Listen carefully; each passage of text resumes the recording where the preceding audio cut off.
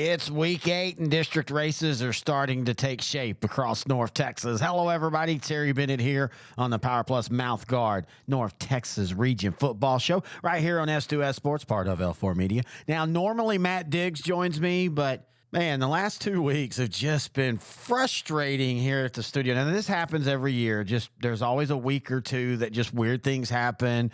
Bad storms will knock out the power like last week, or the internet will just die randomly at the studio like it did last night. Now, normally they don't happen back-to-back weeks, but they did this time. And now, last week we were able to get Matt in. In fact, I finished recording that show with him on Wednesday night last week, and like an hour later, the power got knocked out. And it was out through most of Thursday. This week, didn't get that lucky. The internet literally went out at 3:52 p.m. yesterday. The reason I know the exact times, I happened to be editing at the moment. I was looking down, and when I noticed something wasn't uploading, and it didn't come back on till this morning. Now, thankfully, it came back on this morning because I have coaches shows to do. I'm recording this right now at like 5:45 in the morning. But normally I have coaches shows to do, and I do them through internet phone call. Because it runs to the computer runs to my board. The board, produces it and records it. I can do it all like that. I don't have to do like I had to do for 15 years, where I was talking in a cell phone, having to hold the phone up while having a headset on. This just is so much better. The sound is so much clearer. It's just so much easier.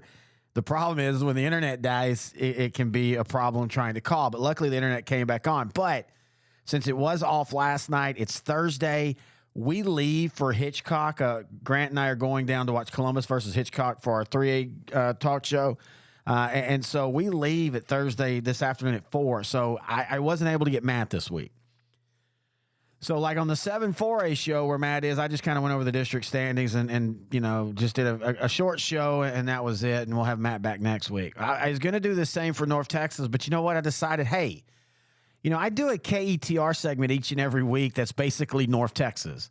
And so I had put together some clips of me and Grant talking for that show. And so what I'm going to do is I'm just going to play those for this show. And we're going to be able to talk some of the big games like Toller beating Coleman, Collinsville beating Celeste. We'll preview the Winsboro-Pottsboro game in 3A.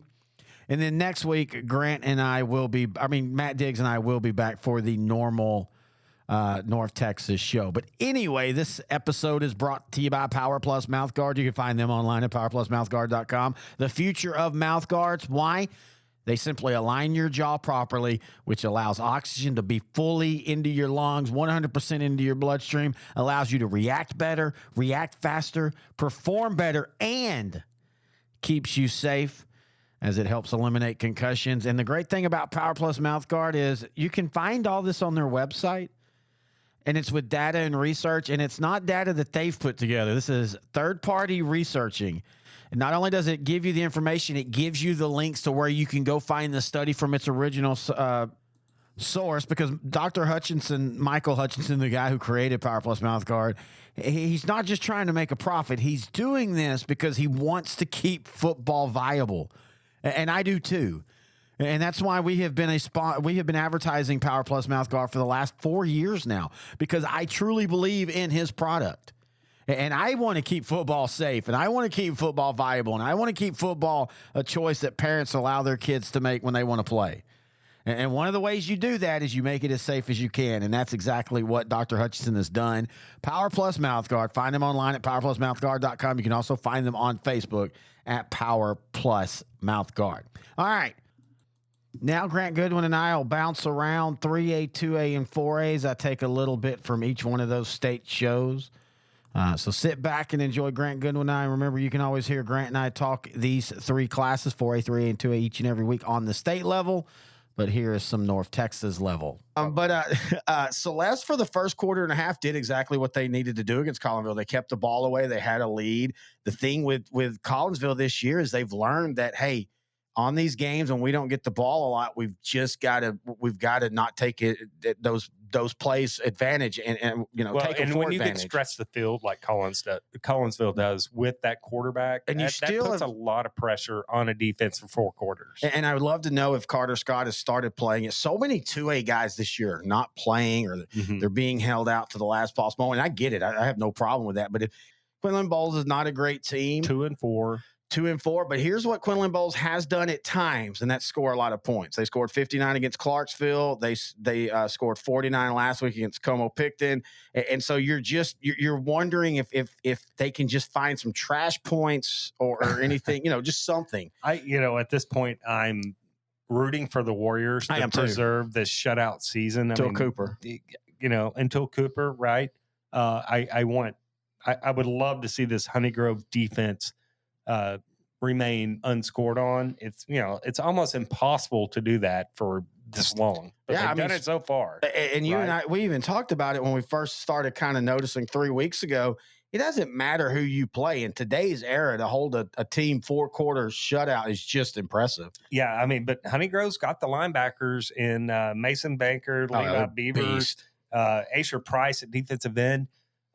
You look at them. I've gone back and seen some of their games online and highlights and stuff. They pass the eye test, especially defensively. The size that they have, they're very physical and very athletic, man. And then Rylan Morris at quarterback and Dion Morris at running back. They just seem very complete, Now, again, they should. I know they're going to beat Bowles. Yeah. The thing is, are they going to, keep Bowles out of the end zone or, just out of the scoring column? Let's see. But I think their next one is, they'll dispatch of Bowles here pretty easily, no matter what. And then the big showdown next week. And against Cooper, last year they lost 36-8. And last year, this defense was almost doing the same thing.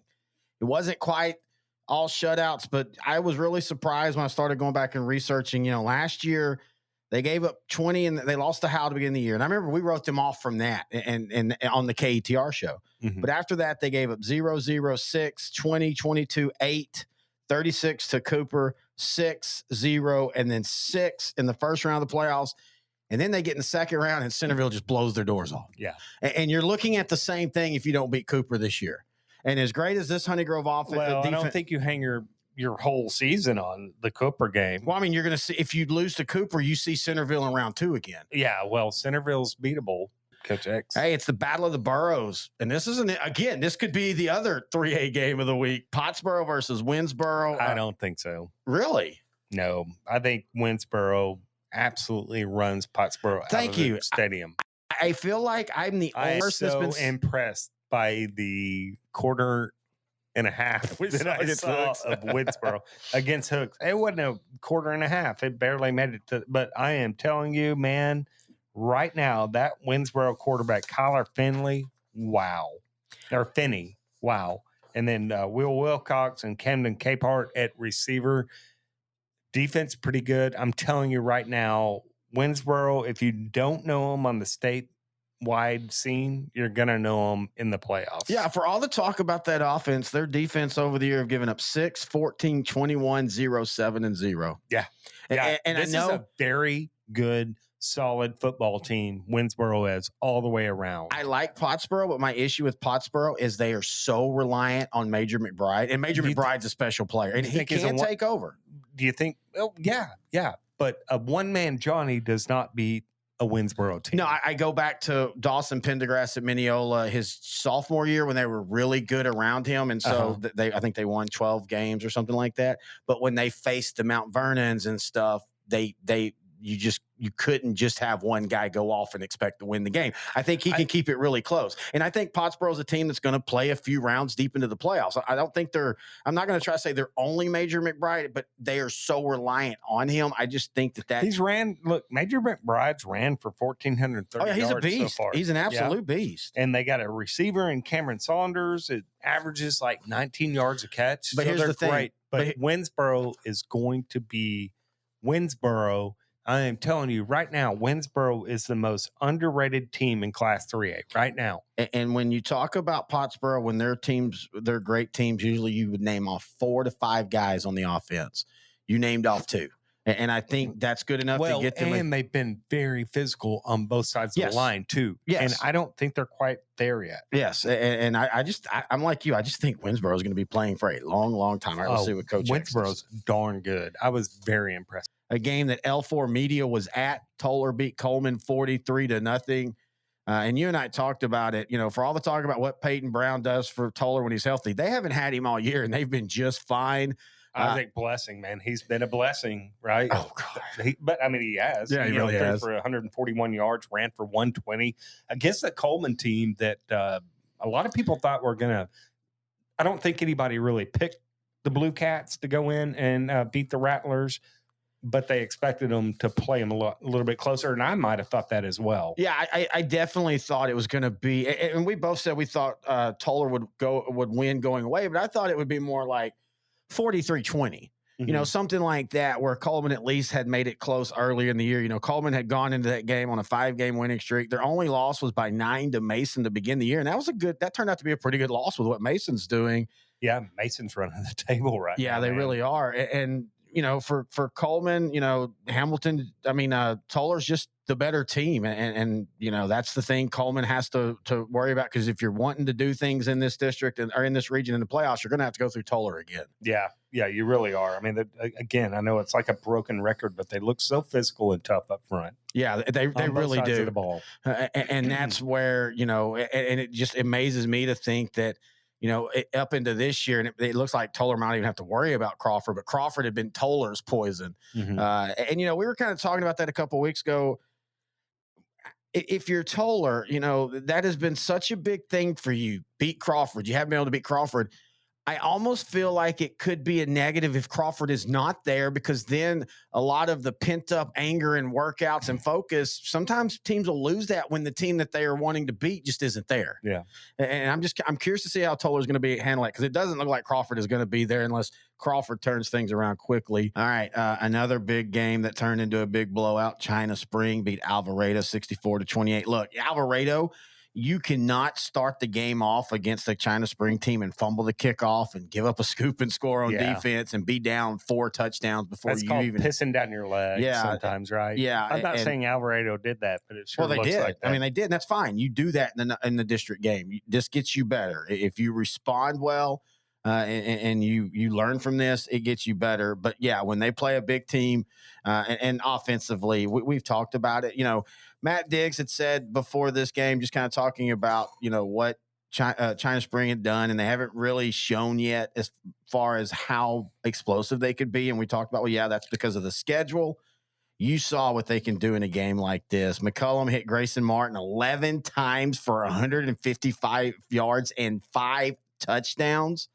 I mean, that's when Cash McCullum in of himself is a great quarterback. But when you give him a guy like Martin that he can trust to throw to it whenever he needs it, you've just made a China Spring team that much better. Yeah. And we're not even talking about Kyle Barton, who, by the way, ran for 173 yards. Kyle Barton might be one of the most explosive teams in all, or players in all 4A, right? Yeah, and they don't even have to use him but for 12 carries a game right now. These guys are going to be fresh.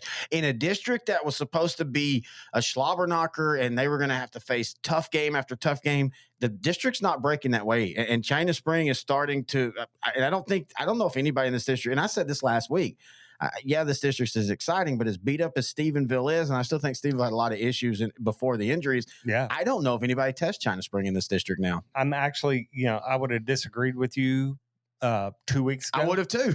But I kind of agree. I mean, Stephenville with their injury at quarterback, Stephenville's defense is really good, right? Yeah. But I don't think they're good enough to hold a China Spring team under 35, 40 points. No, and that's what you're going to have to do, especially if you don't get any of your guys back offensively that are injured. You're going to have to outscore China Spring, I think, this year to win. Yeah, and that China Spring defense is not bad either. And that was Grant and I talking on our 2A show, our 3A show, and our 4A show covering the state of Texas, sideline to sideline. You can hear them each and every week, brought to you by SI Design and Printing, also brought to you by PowerPlus Mouthguard, who is what? Oh, yeah, they're the title sponsor of this show. And again, we do appreciate them. PowerPlus Mouthguard, find them online at powerplusmouthguard.com. Week 8 is in the books show-wise. Diggs will be back next week, I promise you. We do appreciate all the listeners. And if you have any questions, thoughts, or comments, Terry at S2Ssport.com. Find us on Twitter at Grant and Terry. Find us on Facebook, Sideline to Sideline. And until next time, this has been the PowerPlus Mouthguard North Texas Region Football Show 4A, 3A, and 2A on S2S Sports.